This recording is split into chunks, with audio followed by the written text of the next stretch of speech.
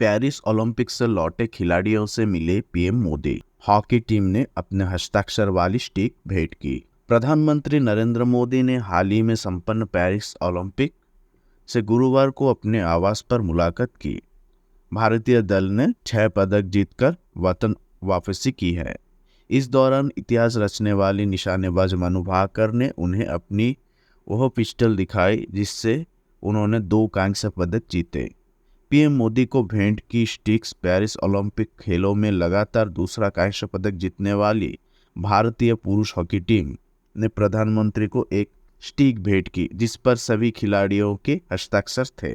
Paris Olympic के बाद संन्यास लेने वाले पीआर श्रीजेश और कप्तान हरमनप्रीत सिंह सहित सभी हॉकी खिलाड़ियों ने पीएम मोदी के साथ तस्वीर खिंचवाई।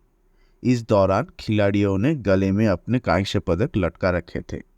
हड़ताल, जुलूस और प्रदर्शन। बंगाल में आज फिर मचेगा बवाल, जाने क्या क्या होगा। पिछले सप्ताह शुक्रवार की सुबह जूनियर डॉक्टर का शव RG Kar medical college and hospital के सेमिनार हॉल से बरामद किया गया था। 7 दिनों के भीतर घटना ने नया मोड़ ले लिया है। मेडिकल कॉलेज के प्रिंसिपल को हटा दिया गया। न्याय की मांग पर महिलाएं सड़क पर उतरी। कलकत्ता हाईकोर्ट ने रेप कांड का सीबीआई जांच के आदेश दिया। इस बीच बुधवार की रात जिस तरह से आरजीकर मेडिकल कॉलेज हमला किया गया उसकी हर तरफ से निंदा हो रही है। आंदोलन के मंच से लेकर अस्पताल के बोर्ड तक तोड़ दिए गए हैं। ऐसे में शुक्रवार को कोलकाता शहर लगभग बंद रहने वाला है। कोलकाता के साथ साथ देश भर के डॉक्टरों ने अनिश्चितकालीन हड़ताल का आह्वान किया है। इससे कोलकाता सहित देश भर में अस्पतालों में कामकाज ठप रहने की आशंका है। आरजीकर मेडिकल कॉलेज में जूनियर डॉक्टर की हत्या और रेप के खिलाफ डॉक्टर विरोध प्रदर्शन कर रहे हैं। कलकत्ता के साथ साथ देश के अन्य शहरों में भी आधी रात को सड़क पर उतरकर प्रदर्शन किया गया था। खेल पंचायत से अपील खारिज होने के बाद विनेश की आई पहली प्रतिक्रिया। सोशल मीडिया पर शेयर की फोटो।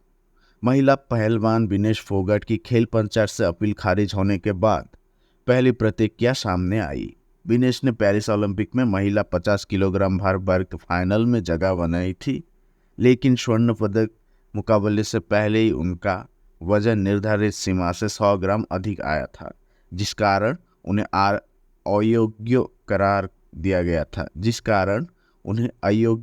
दिया गया था। विनेश ने हालांकि संयुक्त रजत पदक जीतने की मांग पर खेल पंचायत CAS में अपील दायर की थी, लेकिन बुधवार की रात खेल पंचायत ने विनेश की अपील खारिज कर दी थी, जिससे उनकी पदक लाने की उम्मीद टूट गई। हर तरफ लाशें, बेघर लोग। इजराइल हमास वार में अब तक 40,000 मौतें।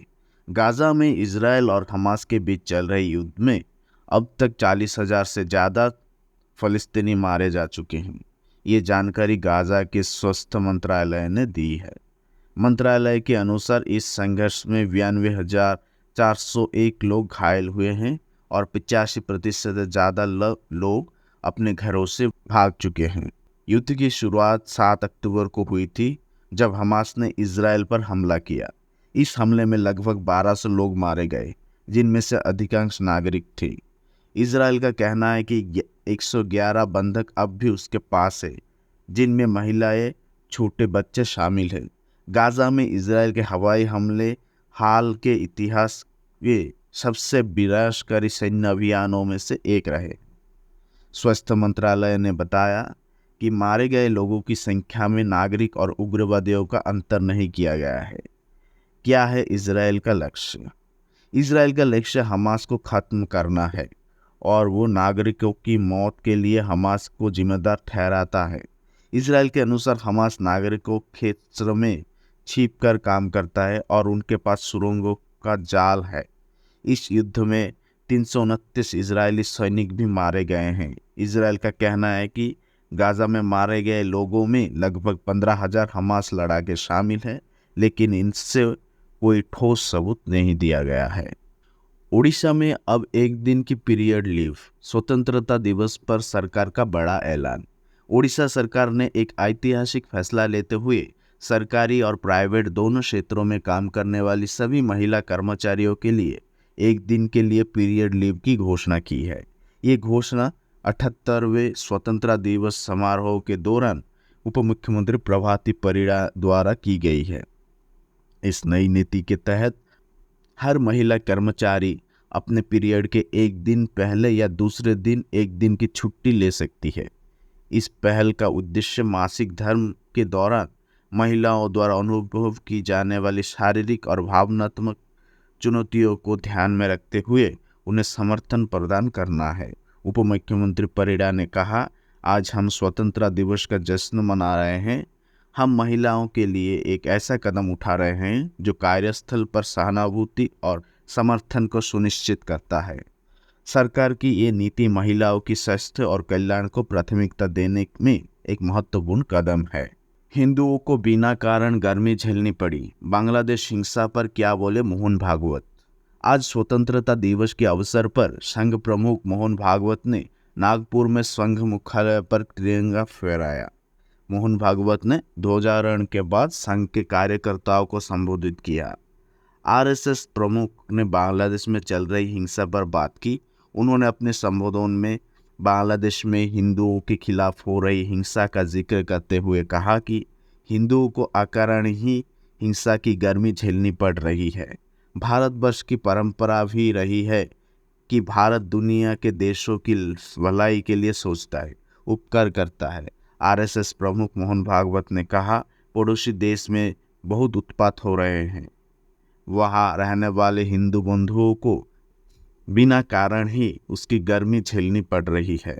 भारतवर्ष ऐसा है कि इसका दायित्व तो स्व की रक्षा और स्वयं की स्वतंत्रता की रक्षा करना तो है ही, लेकिन भारतवर्ष की परंपरा ये भी रहा है कि भारत अपने आप को दुनिया के उपकार के लिए बड़ा करता है। अमेरिका पर गहराया मंदी का संकट। भारत में सबसे पहले इन सेक्टर्स में नौकरियों पर छाएगा संकट। अमेरिका के आर्थिक सुस्ती दुनिया भर के टेक सेक्टर पर काफ़ी भारी पड़ रही है। हालिया रिपोर्ट्स के मुताबिक इस साल दुनिया भर में 1,30,000 कर्मचारियों की नौकरियां छंटनी की भेंट चढ़ चुकी है। सिस्को, इंटेल, माइक्रोसॉफ्ट जैसे बड़े बड़े नाम कर्मचारियों को पिंक स्लिप पकड़ा चुके हैं। चिंता की बात यह है कि आने वाले दिनों में भी ले ऑफ का ये सिलसिला थमता हुआ नज़र नहीं आ रहा है। ऐसा कहने की वजह है कि अमेरिका में मंदी की आशंकाएं तेज होने लगी है, जिससे ग्लोबल इकोनॉमी पर संकट के बादल मंडरा रहे हैं। इससे भारत में भी आईटी के अलावा कई सेक्टर्स प्रभावित हो सकते हैं। दरअसल अमेरिका में कई प्रमुख इकोनॉमिक इंडिकेटर्स में कमजोरी के संकेत आ रहे हैं। बेरोजगारी के दावे जनवरी के निचले स्तर से काफ़ी बढ़ गए हैं और जुलाई में बेरोजगारी दर बढ़कर 3 साल के उच्चतम स्तर 4.3% पर पहुंच गई है। भारत के स्वतंत्रता दिवस पर दुनिया भर के दिग्गज नेताओं ने दी ढेर सारी शुभकामनाएं। भारत को स्वतंत्रता दिवस के अवसर पर दुनिया भर के दिग्गज नेताओं ने ढेर सारी शुभकामनाएं दी। इसमें फ्रांस के राष्ट्रपति इमानुएल मैक्रों और रूस के राष्ट्रपति व्लादिमीर पुतिन समेत दुनिया भर के कई नेता शामिल हैं। इस दौरान राष्ट्रपति मैक्रों ने अपने सोशल मीडिया प्लेटफॉर्म एक्स पर लिखा है कि उन्हें जनवरी में अपने भारत यात्रा के दौरान गर्मजोशी से हुआ स्वागत याद है और वो अपने रणनीतिक साझेदारी के लिए निर्धारित महत्वाकांक्षी लक्ष्यों को प्राप्त करने के लिए अपने मित्र नरेंद्र मोदी के साथ काम करने के लिए उत्सुक है। पूर्व पीएम शेख हसीना की बड़ी मुश्किलें। बांग्लादेश में नरसंहार के आरोपों की जांच शुरू। बांग्लादेश के इंटरनेशनल क्राइम ट्रिब्यूनल ने पूर्व प्रधानमंत्री शेख हसीना और 9 अन्य के खिलाफ नरसंहार और मानवता के खिलाफ अपराध के आरोपों की जांच शुरू कर दी है। ये आरोप 15 जुलाई से 5 अगस्त के बीच उनकी सरकार के खिलाफ छात्रों के बड़े पैमाने पर आंदोलन के दौरान लगे थे। बांग्लादेश के इंटरनेशनल क्राइम्स ट्रिब्यूनल की जांच एजेंसी में बुधवार को हसीना, अवामी लीग के महासचिव और पूर्व सड़क परिवहन और पुल मंत्री अब्दुल कादर, पूर्व गृह मंत्री असदुज्जामा खान कमाल और पार्टी के कई अन्य प्रमुख के खिलाफ शिकायत दर्ज की गई। शिकायतकर्ता के वकील गाजी एमएच तमीम ने गुरुवार को पुष्टि की कि ट्रिब्यूनल ने बुधवार रात को जांच शुरू कर दी है। 76 वर्षीय हसीना अभूतपूर्व सरकार विरोधी छात्र नेतृत्व वाले विरोध प्रदर्शन के बीच अपने पद से इस्तीफा देने के बाद 5 अगस्त को भारत आ गई। याचिका में हसीना के नेतृत्व वाली अवामी लीग और उसके संबंध संगठनों का भी नाम है। ये याचिका कैक्सा नाव की छात्र आरिफ अहमद सियाम के पिता बुलबुल कबीर ने दायर की थी, जिसकी भेदभाव विरोधी छात्र आंदोलन के दौरान हत्या कर दी गई थी। वकील ने कहा, जांच एजेंसी ने आरोपों की समीक्षा शुरू कर दी है।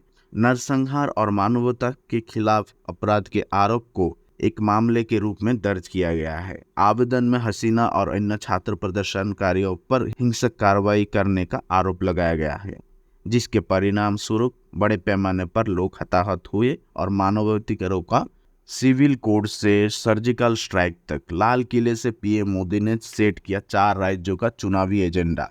लाल किले के प्राचीर से अपने 98 मिनट के भाषण में प्रधानमंत्री नरेंद्र मोदी ने 4 राज्यों का चुनावी एजेंडा भी सेट कर दिया। प्रधानमंत्री ने शुरुआत झारखंड से की और आखिर में महाराष्ट्र और हरियाणा को लेकर भी बड़ा दांव खेला।